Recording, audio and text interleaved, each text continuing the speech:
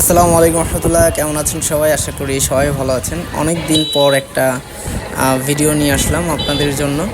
এটা হচ্ছে বন্দর সোনাকান্দা যে গরুর হাটটা আছে, এখানেই মূলত পাখি, কবুতর, অন্যান্য আরও সামগ্রী বিক্রি করে থাকে বিক্রেতারা।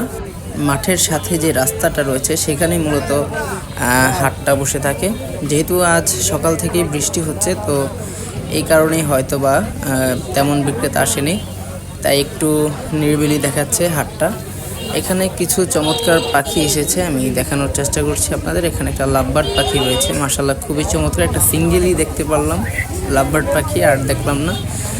যাই হোক, এখানে মোটামুটি মানুষের ভিড় আছে। তো এখানে দেখতে পাচ্ছেন কি একটা পাখি নিয়ে আসছে, এটা যদিও বন্য পাখি।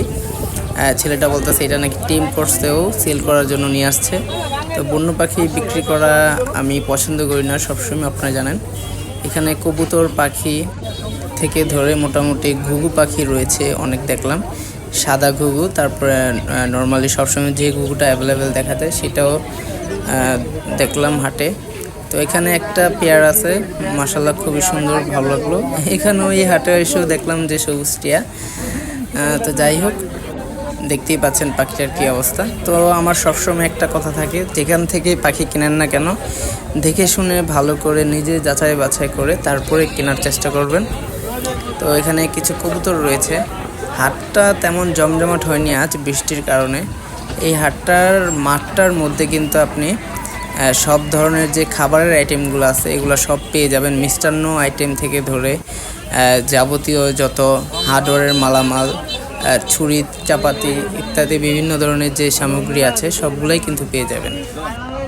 যেমন এখানে দেখা যাচ্ছে বিভিন্ন ধরনের ভাজা আইটেম, যেমন বিস্কিট, চানাচুর, আরও বিভিন্ন ধরনের যে খাবারগুলো রয়েছে সবগুলোই আছে। তো হাটটার ভিতরে আমি ঢুকে দেখাতে পারলাম না, তার জন্য দুঃখিত। এতটাই কাদামাখা পরিবেশ যে আর ভিতরে ঢোকা সম্ভব হলো না। তো এতক্ষণ ধৈর্য ধরে ভিডিওটি দেখার জন্য অসংখ্য ধন্যবাদ। সবাই ভালো থাকবেন। আসসালামু আলাইকুম।